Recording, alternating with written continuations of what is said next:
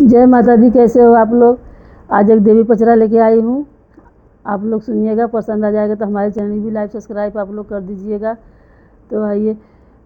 बरह बरी सवा उपजल बेलिया हो बेलिया तरवाना, मैया मोरी लिहली निवास रवा हो बेलिया तरवाना, मैया मोरी लिहली निवास रवा हो बेलिया तरवाना।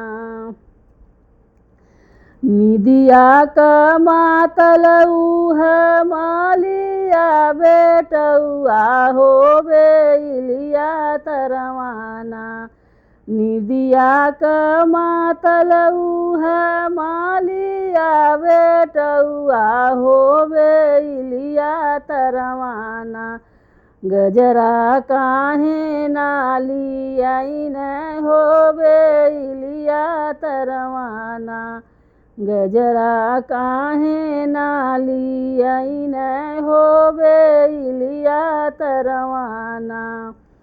अजुआ का गलती तू क्षमा कर मायरिया हो कि भोरमैना, गजरा लाई के पहिनैबे हो बेलिया तरवाना, गजरा लाई के पहिनैबे हो बेलिया तरवाना।